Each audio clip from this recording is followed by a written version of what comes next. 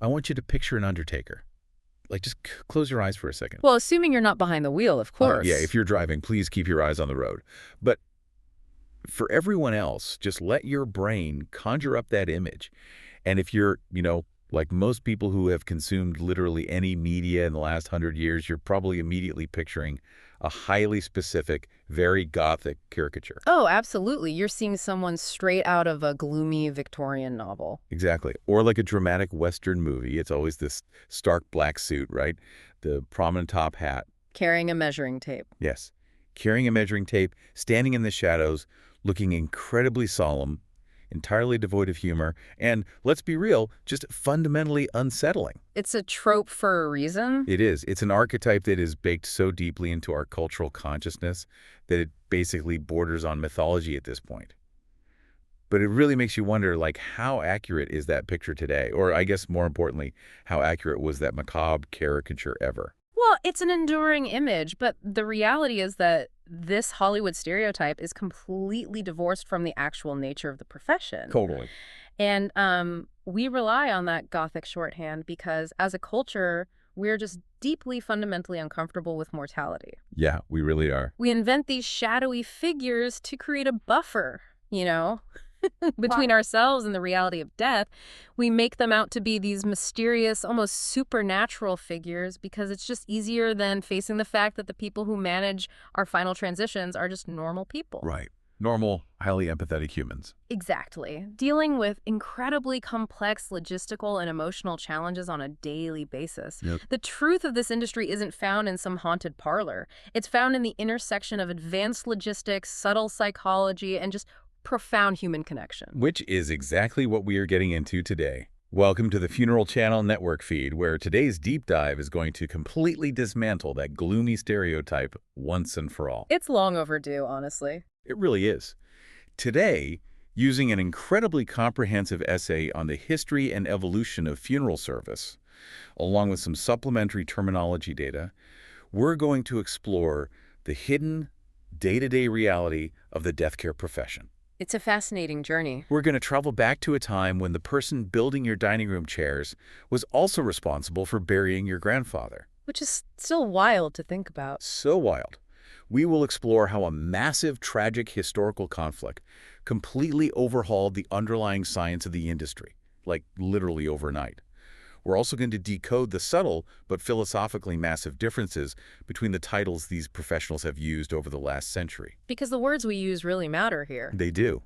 And finally, we'll reveal the crushing psychological and logistical burden they carry to help the living navigate their darkest days. So, okay, let's unpack this, because setting the tone here is super crucial. Right, this isn't a horror podcast. No, not at all. This isn't going to be some morbid, heavy slog through the mechanics of death. It is actually a deeply fascinating look at an industry built almost entirely around compassion, human connection, and ultimately honoring life. And that is the essential framework for this entire discussion. If we want to understand the modern funeral director, we really have to start by completely redefining our vocabulary. And we have to start with the word undertaker itself. Right? Exactly. Because what's fascinating here is that the etymology of the word originally had absolutely nothing to do with death, or dying, or burials. Wait, really? Nothing at all? Nothing. In its original context, it simply referred to someone who, undertook or accepted responsibility for a complex task. Oh, I see. It's literally just undertake. You undertake a project. Precisely. You undertake a responsibility. It was essentially the 18th century equivalent of a general contractor or a project manager. Oh, wow. Okay, so if a town needed, like, a new bridge built, the person coordinating the stonemasons and the lumber deliveries... They were the undertaker of that bridge. That completely changes the context. So how did it become associated with funerals? Well, as communities evolved, the term gradually became tethered to one specific, highly sensitive community need, which was managing the myriad details associated with a passing. Because there weren't, like, dedicated funeral homes back then. Right. Long before specialized standalone funeral homes existed, communities didn't have dedicated death care professionals. So who did they call? They had to rely on the skilled tradesmen who were already operating within the town square. When someone passed away, the family turned to local craftsmen, carpenters, cabinet makers, and sometimes church leaders. The people who actually had the tools. Exactly. These were the individuals who possessed the specific physical resources and tools required to manage a burial, so they stepped up and undertook this heavy community responsibility. Okay, I want to pause on that because the source brings up a historical fact that is just mind-blowing to me. Imagine going to your favorite local custom furniture builder today. Like a high-end woodworking shop. Yeah. The artisan who spent weeks meticulously crafting your bookshelves or your bed frame. Now imagine walking into their sawdust-covered workshop and hiring that exact same person to act as a highly sensitive, high-stakes event planner for a grieving family. It seems like such a bizarre crossover today. It totally does, while also asking them to manage the biological reality of a deceased loved one. But because back in the 18th and 19th centuries, building a sturdy coffin required advanced, specialized woodworking skills. Which not everyone had. Right. A family couldn't just throw one together in the backyard. So these undertakers ran their funeral operations right out of their furniture shops. Right next to the dining table. Yeah. The same proprietor who sold you a rocking chair on Tuesday was the person you summoned when your grandmother passed away on Thursday. It really highlights a period in human history where life, commerce, and death were just deeply, fundamentally integrated. There was no separation at all. None. There was no artificial separation. Funerals during the 18th and 19th centuries were not outsourced to sterile, distant commercial facilities on the outskirts of town. Like we're used to now. Right. They were profoundly community-centered events, and the geography of grief was highly localized. Meaning it happened at home. Exactly. The entire process happened in the family's front parlor or the local neighborhood church. Which, as the source points out, is exactly why we still use the phrase funeral parlor today. Yes. The language carried over even after the practice changed. That makes so much sense. The physical architecture of the home dictated the ritual. The family wasn't handing their loved one over to a facility. They were personally caring for the deceased at home. The family members were the ones washing the body. Right, dressing the body and keeping a multi-day vigil right there in the living room. And the local furniture maker turned undertaker was merely providing the physical materials. Delivering the wooden coffin. Delivering the coffin, perhaps arranging a horse-drawn wagon for the journey to the churchyard, and, providing some basic organizational muscle. But here is the critical pivot. This hyper-local, home-based system was incredibly fragile. Because it relied on everyone having the space and time to do it. Exactly. And it was entirely dependent on a dispersed, mostly rural population. So this raises an important question. What happens when that population suddenly condenses? Oh, right. The Industrial Revolution. Precisely. As the Industrial Revolution took hold, cities expanded rapidly, populations surged. Suddenly, you have thousands of people living in cramped, unventilated urban tenements. Oh, wow. Yeah, the logistics of that changed completely. You can no longer keep a body in a third-floor walk-up in the middle of a sweltering August while you wait 3 days for distant relatives to arrive. Oh my gosh, the reality of that is so grim. You couldn't do it. You couldn't. The sheer biological logistics of death in a dense city required a drastically more organized, sanitary, and systematic approach. The environment completely forced their hand. You couldn't just have families managing burials on their own in a crowded metropolis, so the role of the undertaker naturally began to shift. They had to adapt or fail. Right. The carpenter slowly started moving away from just measuring wood and driving a wagon. They had to develop specific, specialized skills in body preparation, disease control, complex urban funeral logistics, and, more formal ceremonial arrangements to handle the volume and the sanitary realities of city life. It was a slow, practical evolution driven by the mechanics of urbanization. People living shoulder to shoulder necessitated dedicated professionals who understood public health. But, as the source points out, while urbanization provided a slow push towards specialization, it took a massive, unprecedented national trauma to fundamentally alter the underlying science of the industry overnight. It really did. Right. We're talking about a shift from a gradual, century-long evolution to an absolute violent revolution in how the deceased were cared for. And that catalyst was the American Civil War. The turning point for the entire profession. To really grasp why this changed everything, we have to look at the geographical reality of the conflict. Before the 1860s, as we just established, you lived in your town, you died in your town, and you were buried in the churchyard down the street. The logistics rarely stretched beyond a 5-mile radius. Exactly. But the Civil War shattered that localized model completely. You suddenly have a situation where hundreds of thousands of soldiers are dying on battlefields that are hundreds, if not thousands of miles away from their families. In the North and the South. Yes. And the psychological toll of this was immense. Families were absolutely desperate for closure. They wanted their sons, brothers, and husbands returned to them for a dignified burial in their family plots, surrounded by their community. Which is such a deeply human desire. But the infrastructure of the era was just violently misaligned with this emotional need. It was essentially non-existent. The logistical nightmare of the 1860s is almost hard to comprehend today. Transporting a casualty over long distances meant relying on incredibly slow, disjointed train networks or horse-drawn wagons. It took forever. Right. A journey from a battlefield in Virginia back to a small town in New York or Ohio could take weeks.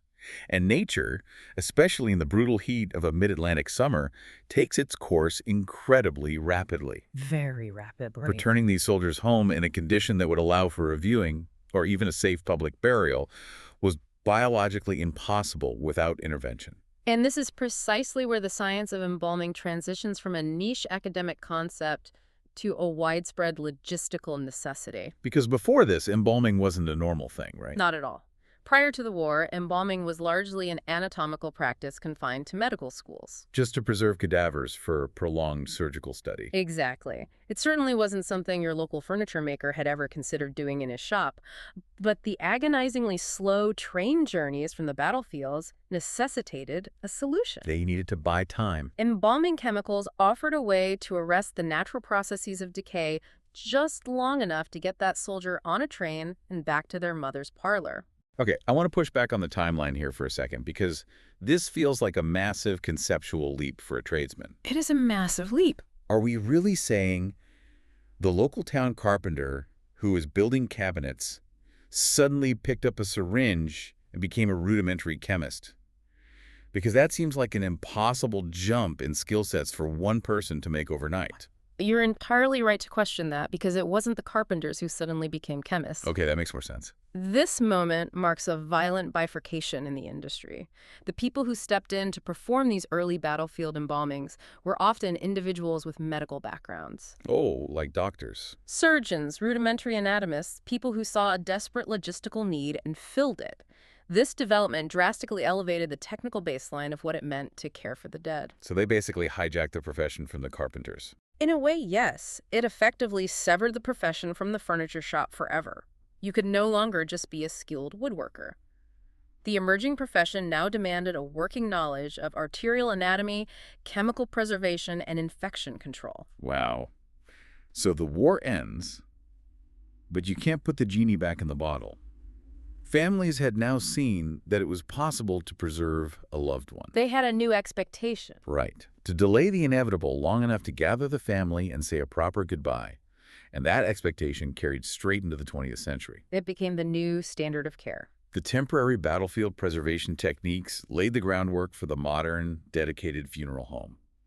The home parlor was permanently replaced by the specialized funeral parlor. Because the home was no longer equipped for this new standard. Exactly. The funeral parlor was equipped with the necessary ventilation, chemical storage, and sanitary facilities that a family home simply didn't have. And with this intense specialization came the absolute necessity for institutionalization and trust. You are no longer just hiring a neighbor to build a wooden box. No, you're trusting them with something much more complex. You are handing over a tremendous amount of biological and ethical responsibility to a third party, and this led to the introduction of rigorous state licensing requirements. Oh, so the government steps in. Exactly. Undertakers began receiving formal education in mortuary science, restorative art, grief psychology, and a rapidly expanding web of legal regulations. They couldn't just hang a shingle anymore. Right. They had to pass standardized board exams and adhere to strict public health codes. The trade had officially transformed into a heavily regulated medical and logistical service industry. Which naturally forces a massive rebranding. Because if you are now a highly educated, state-licensed professional studying anatomy and legal compliance, the old title of undertaker, the guy who just undertakes a task, feels wildly inadequate. It's completely insufficient. It doesn't capture the gravity or the science of what you're actually doing every day. Words carry immense philosophical weight. As the fundamental reality of the job changed, the terminology used to describe the practitioner had to evolve to signal that change to the public. It's all about how they wanted to be perceived. If we look at how the titles have shifted over the last century, it serves as a perfect map of the industry's evolving self-image and societal role. Let's track that evolution, because I think a lot of people, myself included, before reading this, use these three words: undertaker, mortician, and funeral director, totally interchangeably. Most people do. But according to the terminology data in the source, they actually represent three entirely different eras and three entirely different philosophies of care. Let's start with undertaker. Right, which we know is the oldest traditional label. It was all about managing the physical labor and the rudimentary logistics. And what's fascinating here is the lingering cultural inertia. The general public still uses the word undertaker today, Yeah, you hear it all the time in movies. often out of a sense of deeply ingrained familiarity or even a kind of antique respect. But within the profession itself, the term is virtually extinct. Really? They don't use it at all. Almost never. To a modern practitioner, being called an undertaker feels reductive. It harkens back to an era before the science, before the psychology, and before the specialized education. He's basically calling a modern surgeon a barber. That is a perfect analogy. It's a nod to their roots, but it wholly fails to describe their current reality. Okay, so here's where it gets really interesting. In the late 19th century, as the industry became obsessed with sanitation, embalming, and public health, they actively sought a new title. They needed a rebrand. They wanted something that sounded clinical, modern, and highly educated to permanently distance themselves from the image of the dusty tradesman. So they intentionally engineered the word mortician. It was a deliberate linguistic pivot to authority. By reaching into Latin and utilizing the root word for death and mortality mort, they were aligning themselves with the medical community. Physicians, pediatricians, morticians. Exactly. It was designed to evoke a sense of scientific rigor. When you hear mortician, the primary focus it brings to mind is squarely on the preparation room. Yeah, it sounds like someone in a lab coat. It evokes biological care, chemical preservation, and the literal physical handling of mortality. It sounds incredibly serious, almost aggressively clinical. But as the 20th century rolled on, the job just kept expanding. The science was just the baseline. Right. The scientific aspect was mastered and standardized, but the psychological and administrative demands of the job began to explode.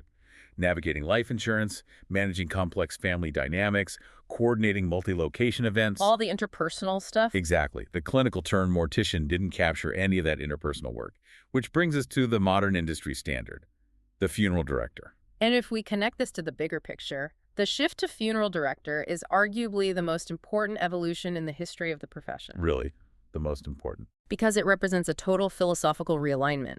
It takes the spotlight completely off the biological handling of death, which the term mortician centered, and throws the spotlight entirely onto the living. Oh, wow. I love that distinction. A director is someone who guides an ensemble. They manage a complex, multi-layered production. They orchestrate an experience for an audience. So it's about the people left behind. This title acknowledges a fundamental truth of the modern profession. The easiest part of the job is managing the deceased. The overwhelmingly complex part is managing the living. That is so well put. A director guides people through an experience, and understanding that distinction completely shatters what is arguably the biggest misconception about this entire field. The iceberg illusion. Yes. Because of the lingering, spooky undertaker stereotype and the clinical mortician label, the average person assumes these professionals spend 90% of their time in a dark, quiet room with the deceased. It is a massive misunderstanding of their daily reality. The public is only permitted to see the final, polished hour of a funeral service. They see the serene environment, the flowers, the coordinated music. They don't see the preceding 72 hours of absolute controlled chaos. Yeah. Assuming a funeral director primarily just prepares bodies, completely ignores the staggering administrative and logistical burden that actually consumes the vast majority of their working life. So I have to ask you, the listener, when you picture a funeral director, Yeah. do you picture a high-stakes event producer, a meticulous legal clerk, and a crisis manager, all operating simultaneously? Probably not. Probably not. But let's actually walk through the timeline of what happens when that phone rings at 2 a.m., because the sheer volume of invisible labor is mind-blowing. The logistical sprint begins the very second they receive the first call. First, there's the immediate physical transfer of the deceased into their care. Which is not a simple thing. Not at all. This requires immense sensitivity, professionalism, and rapid coordination, whether they are navigating the sterile environment of a hospital or the emotionally fraught space of a family home, or coordinating with a county medical examiner's office after an unexpected tragedy. But that initial transfer is merely the opening bell. Exactly. What follows is a labyrinth of paperwork and legal compliance that most families, paralyzed by fresh grief, are entirely incapable of navigating themselves. I mean, think about the cognitive load of grief. Your brain is essentially in a state of shock. You can barely remember to drink a glass of water, let alone navigate a municipal bureaucracy. The funeral director steps in and absorbs that entire burden. They have to hunt down doctors or coroners, sometimes over a holiday weekend, to legally certify the cause of death. Which sounds like a nightmare. It can be. They have to secure the necessary local and state permits, which dictate exactly how and when a burial or cremation can legally take place. And what if the body needs to cross state lines? That's an entirely different web of transit permits and legal regulations. Oh my gosh. And while they are battling that bureaucracy, they are also acting as a financial advocate. They are coordinating complex life insurance assignments, wading through policy paperwork to ensure the family has the funds to actually pay for the services they need. Which alleviates an enormous source of immediate anxiety for the family. Absolutely. And simultaneously, they are on the phone with cemeteries, negotiating plot openings and concrete vault deliveries. They are liaising with clergy members, rabbis, or secular celebrants to align schedules. They're booking transport vehicles, organizing police escorts, coordinating the delivery of floral arrangements. It is the ultimate project management role, executed under the tightest possible deadline with zero margin for error. Zero. And we haven't even touched on the printed and digital materials yet. Oh, right, because families want beautiful personalized keepsakes. They want custom tribute videos edited, prayer cards printed, and detailed memorial programs designed. It's a huge part of the process. The source mentions resources like the funeral program site. We often look at the beautiful customized programs they provide, and we just see a nice piece of stationery. But the work behind it is intense. We don't realize that a funeral director was likely up until midnight, agonizing over the layout, ensuring every name in the obituary was spelled correctly and making sure the photo resolution was perfect. Because they know this piece of paper is going to be kept in a family Bible for the next 50 years. Exactly. They are essentially shielding the family from the frantic machinery of the event. The goal is seamlessness. When the family arrives at the service, it must feel peaceful, inevitable, and comforting. But maintaining that illusion of peace requires frantic, meticulous troubleshooting behind closed doors. And crucially, while this massive administrative and logistical operation is churning, there is also the deeply profound physical care aspect happening in tandem. Right, the visual presentation. Yeah. And this involves embalming, assuming it's requested, dressing, cosmetology, and hairstyling. It's highly specialized work. But I want to zero in on one specific aspect of this that the source really highlights, which illustrates the compassion of the industry, and that is restorative art. A deeply, deeply important topic. Because if someone has passed away following a traumatic accident or after a long, physically devastating illness that fundamentally changed how they looked, the funeral director steps in. They use advanced restorative techniques, wax modeling, specialized cosmetics, reconstructive methods to bring back a sense of physical familiarity to that person's face. The mechanism of restorative art is deeply misunderstood by the public. Yeah, I think people assume it's just makeup. It is often dismissed as mere vanity or unnecessary cosmetics. No. But its purpose is profoundly psychological. When a family has watched a loved one suffer, or when they receive horrific news of an accident, their final mental image of that person is often one of pain or trauma. Which is an agonizing memory to carry. The funeral director works meticulously, sometimes for hours, using old photographs as a guide, to erase the visual evidence of that suffering. So the ultimate goal isn't just to make them look nice. It's to reset the family's final memory. Precisely. By creating a peaceful, dignified, familiar appearance, they are giving the family permission to let go of the trauma of the death and reconnect with the memory of the life. Yeah. Seeing their loved one looking at peace, looking like themselves again, visually signals to the grieving brain that the suffering is over. It is often the crucial first step in the long process of healing. That is incredible. But it raises a huge question about the psychological toll on the professional. Managing all of these complex logistics perfectly and executing this meticulous physical restoration flawlessly, that is an incredibly demanding technical job. Extremely demanding. But doing so while simultaneously absorbing the intense, unpredictable, and raw emotional energy of grieving families requires a level of emotional endurance that very few people possess. Most people couldn't do it. They are not just coordinating an event, they're actively guiding people through the darkest psychological territory of their lives.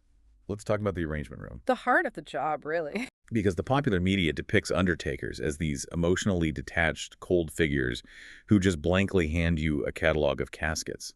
But the reality is that the arrangement room is a crucible of human emotion. When a family walks through the front doors of a funeral home, they are often experiencing peak vulnerability. And what's fascinating here is the sheer spectrum of emotional states a director has to manage in a single afternoon. It's not just crying, right? Not at all. They might sit with a family experiencing the numb, silent shock of a sudden heart attack. An hour later, they might be mediating between siblings who are channeling their grief into intense vocal anger at one another over the details of an obituary. Oh, man. Family dynamics must be intense. They are. An hour after that, they might be sitting with an elderly spouse who is just experiencing total, quiet, emotional exhaustion after years of caregiving.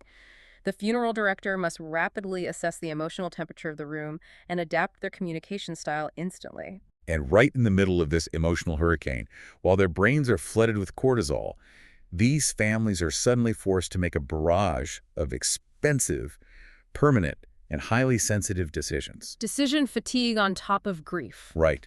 Do we bury or cremate? What kind of casket? Or should we have an open casket viewing? Who should we ask to be pallbearers? What should the engraving on the headstone say? It is an overwhelming cognitive overload. And this is where the specific behavioral technique of the funeral director becomes paramount. They cannot fix the underlying grief, no one can. But what they can do is provide rigorous, calm structure. And they become the anchor. They use pacing, tone of voice, and anchored choices to guide the family. They take this massive, terrifying mountain of 50 decisions and break it down into small, manageable, sequential steps. Which is so necessary when you're overwhelmed. This imposed structure acts as a psychological anchor. When a family feels like they are drowning in chaos, the funeral director provides a solid framework to hold on to. But if you're a listener thinking about this as a career, or just wondering how it's humanly possible, you have to ask. If you are immersed in tragedy, sudden accidents, pediatric losses, and profound, devastating grief every single day for 30 years. How do you survive it? Yeah. How are these professionals not entirely hollowed out? The human brain's natural defense mechanism against constant trauma is to dissociate. How do they survive without becoming completely numb? It's the most common question they get, and it touches on a huge myth.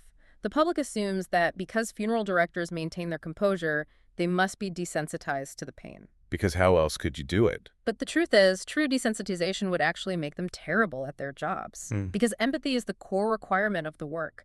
The mechanism they utilize isn't numbness. It's professional compartmentalization coupled with immense emotional resilience. So they feel it, but they manage it. They learn to be deeply present with a family's pain without internalizing that pain as their own. So they're standing in the river of grief, feeling the current, but they aren't letting themselves get swept away by it. That's a beautiful way to phrase it, yes. They have to maintain enough professional distance to execute the legal and logistical requirements flawlessly, but tap into enough deep compassion to truly validate the family's experience. They're essentially acting as a sponge, absorbing the chaotic, frightened energy of the community, processing it into structured action so the community can begin to heal. And part of facilitating that long-term healing involves recognizing that grief doesn't end when the hearse leaves the cemetery. The quiet afterward is often the hardest part. This is why funeral directors place such a strong emphasis on creating tangible anchors for the family's memory. When the chaotic 72 hours of planning are over and the relatives fly back home, the immediate family is left in a painfully quiet house. And that's when reality really sets in. This is when physical keepsakes become psychologically vital. We talked about the funeral program site earlier. We might dismiss a memorial bookmark, a prayer card, or a beautifully bound tribute program as just stationery. But to a grieving spouse or a child, that tangible item is a lifeline. It's proof that the person was here. Exactly. It is a physical manifestation of the life lived. When the reality of the absence hits them on a random Tuesday afternoon, having a physical touchstone, something they can hold in their hands, look at the photograph, and read the words, serves as a grounding mechanism. It helps validate the reality of the loss while simultaneously keeping the memory accessible. These physical keepsakes are incredibly powerful psychological tools. But they're just one component of a much larger mechanism, right? Yes, they are part of an incredibly sophisticated behavioral mechanism that humanity has relied on for thousands of years to process grief, and that mechanism is the funeral ritual itself. So let's zoom out and look at the anthropology of this. Because when you look at the broad sweep of human history, funeral rituals are one of the very few absolute cross-cultural constants. You find them in every single human society. From ancient burial mounds and pyres to modern, sleek suburban chapels, humanity has always felt this deep, instinctive, unavoidable need to formalize the passing of a life. Despite the wild, incredible variations in how different cultures practice these rituals, whether it's a somber, silent procession, a highly structured religious liturgy, or a loud, vibrant musical celebration. Like a New Orleans jazz funeral. Exactly. The underlying anthropological purposes remain remarkably identical across the globe. Rituals exist to honor the deceased, yes, but their primary functions are to support the mourners, to force a pause in the relentless machinery of daily life. To make everyone stop and pay attention. Yes, to provide a structured container for chaotic emotions and to publicly reinforce the spiritual or cultural beliefs that bind the community together. And the modern funeral director has to be an absolute chameleon, an expert in facilitating a vast, ever-changing spectrum of these ceremonies. In a single week, they might direct a highly traditional, deeply structured religious mass with incense and specific liturgical choreography. And then the next day? The next day, they might oversee precise military honors, coordinating the folding of the flag and the playing of taps. The day after that, they might be facilitating a modern celebration of life in a park, featuring live acoustic music, a catered meal, and an elaborate video projection. But regardless of the aesthetic wrapper, whether it's a dirge or a party, what all of these varied rituals share is the profound psychology of the gathering. The physical act of assembling. The physical act of assembling is what matters. Research in grief psychology consistently shows that meaningful funeral rituals actively support cognitive healing. They do this by forcing a community to physically gather in one space, to share stories, and most importantly, to publicly, collectively acknowledge that an irreversible change has occurred in their social fabric. So if you really break down the mechanics of the gathering, the realization is incredibly profound. The funeral really isn't for the person who passed away. Not at all. The deceased doesn't know what kind of wood the casket is made of. They don't hear the eulogy. They don't smell the floral arrangements. The entire architecture of the funeral, the music, the readings, the gathering, is a psychological tool engineered entirely for the survival of the people left behind. That is the core truth of the profession. Funeral directors are essentially engineering a safe, structured space for communal grief. They take these ancient historical traditions and meticulously adapt them to fit the specific psychological needs of modern families. Because those needs are always changing. Right. The ritual serves a critical communicative function. It allows the broader community to physically surround the immediate family and implicitly say, we see your pain, we validate the magnitude of this loss, and you will not have to navigate this new reality entirely alone. It is a beautiful way to understand the work. They are architects of closure. But just as the rituals evolved from the 19th century home parlor to the 20th century formal funeral chapel, the industry is currently undergoing yet another massive tectonic shift. A really fascinating one. And this time, the evolution isn't being driven by urbanization or a civil war. It is being driven by environmental anxiety, rapid technological advancement, and fundamentally shifting cultural values. We are entering an entirely new era of death care. The landscape of the profession is shifting dramatically, and it's happening at an unprecedented speed. The most prominent and immediate trend is the staggering rise of cremation. It's everywhere now. If you look back just a few decades, traditional casketed burial was the unquestioned standard in North America. But today, cremation has rapidly outpaced traditional burial, and that trend is only accelerating. And the mechanisms driving that shift are very practical. Affordability, immense flexibility, and a loosening of rigid traditional expectations. Let's be real. A traditional burial involving a laggard casket, a concrete burial vault required by the cemetery, the purchase of the real estate itself, and the opening of the grave is a massive financial undertaking. It can be incredibly expensive. Cremation offers a significantly more affordable baseline. But beyond the money, it's about logistical flexibility. Families are spread out across the globe now. Cremation allows a family to handle the immediate biological disposition quietly and then schedule a massive, elaborate celebration of life 6 months later. Ensuring everyone has time to book flights and actually be together. Right. It removes that frantic 72-hour ticking clock. Alongside the rise of cremation, we are seeing the very powerful emergence of the green burial movement.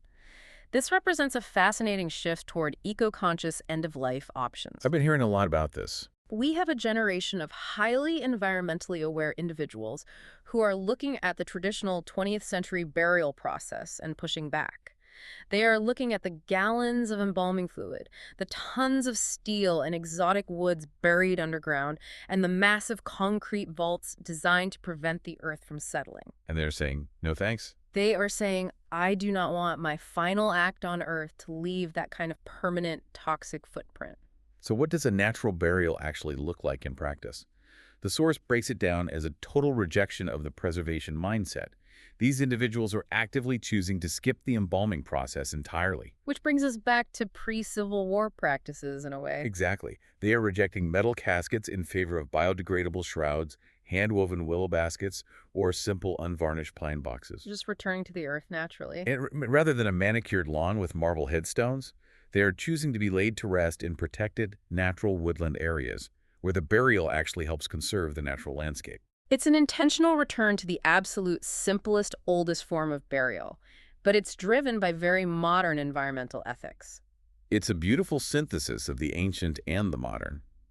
But while the physical disposition of the body is trending toward simplicity and returning to the earth, the way we remember and memorialize those lives is heading in the exact opposite direction. Oh, completely. We are entering the digital frontier of memorialization. And the implications for how we grieve are staggering. The digital frontier has absolutely exploded, and we have to acknowledge that this was massively accelerated by recent global events. The pandemic changed everything. When strict travel bans and gathering restrictions made traditional physical funerals literally illegal or impossible, the industry had to adapt overnight. It was a crisis of logistics on par with the Civil War. But instead of turning to chemical preservation, funeral directors had to turn to broadband, internet, and digital streaming. And that ability to live stream a funeral service fundamentally altered the geography of grief once again. Suddenly, an elderly aunt in London, a grandchild in Tokyo, and the immediate family in Chicago could all participate in the same deeply intimate ritual simultaneously. Which is pretty amazing when you think about it. But the technology didn't stop at just broadcasting a service. We are seeing the permanent digitization of memory. Online tribute pages have become dynamic, living documents where hundreds of people can upload photos, share sprawling anecdotes, and create a communal tapestry of a person's life that far exceeds what could be shared in a one-hour physical gathering. And if we extrapolate where this is going, the future looks incredibly integrated with technology. We're looking at the very real potential for artificial intelligence being used to curate a person's digital legacy. It's already starting to happen. We are seeing the rise of permanent, interactive digital archives. Organizations like the Funeral Program site are already leaning heavily into this, offering families customizable digital resources, QR codes on printed programs that link to massive multimedia tribute experiences, blending the tactile need for a physical keepsake with the infinite storage capacity of the digital world. We are looking at a future where memorialization is both physically grounded and perpetually accessible in the cloud. It is a remarkable technological leap. However, and this is the crucial philosophical anchor to this entire discussion, despite all of this staggering technological advancement. Live streams, the AI. Despite the flawless live streams, the expansive digital archives, and whatever interactive AI applications emerge in the next decade, the core mechanism of this profession fundamentally cannot be automated. Because empathy cannot be coded into a software program. Exactly. You can't write an algorithm for profound shared human suffering. That is the enduring, irreplaceable human element. No matter how sleek the technology becomes, or how environmentally efficient the burial process gets, the experience of losing someone you love remains a fundamentally messy, chaotic, deeply human experience. It doesn't get easier just because we have better tech. When a person's entire reality is shattered by a sudden loss, they do not find comfort in an interactive digital display. They need a steady, breathing human being. They need a professional who can sit across from them, look them in the eye, absorb their pain without flinching, and gently guide them through the darkness. Authentic human connection is the absolute bedrock of funeral service, and no technology will ever change that. Which brings us full circle. Yeah. As we wrap up this deep dive, let's look at the incredible journey we've just taken.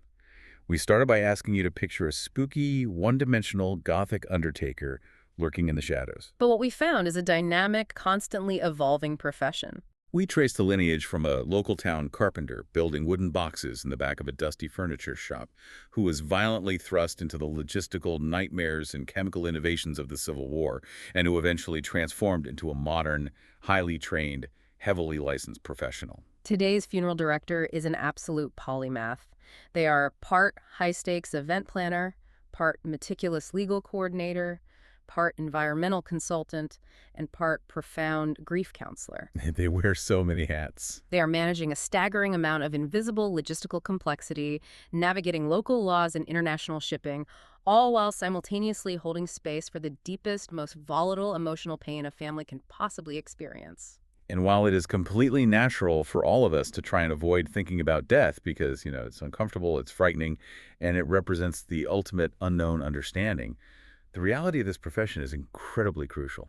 It really is. Because eventually, without exception, death is going to affect every single family. It is the one universal guarantee of the human experience. Knowing the sheer amount of compassion, strict ethics, and hidden logistical expertise that goes into this work can completely demystify the process. It strips away the irrational fear of the mysterious undertaker and replaces it with a profound sense of comfort. It allows you to know that when that inevitable, terrible phone call comes, you aren't alone. There are dedicated, empathetic professionals waiting to carry the entire logistical burden, allowing you to simply focus on what matters most, mourning your loss and beginning to heal. The evolution of this profession is ultimately a flawless reflection of our evolution as a society.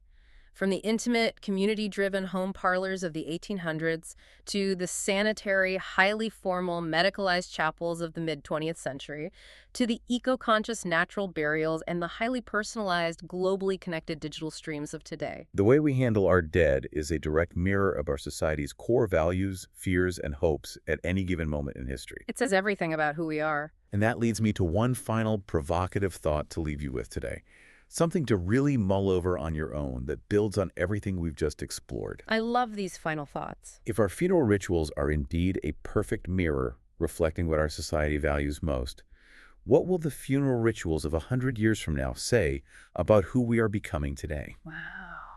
As we integrate more technology into our goodbyes, are we moving toward a deeper, more permanent connection with our ancestors? Or are we engineering further detachment from the physical reality of life? It is a profound question about the future of human nature. Thank you for joining us on this deep dive on the Funeral Channel Network feed. And as always, keep exploring, keep questioning, and never stop looking beneath the surface of the world around you.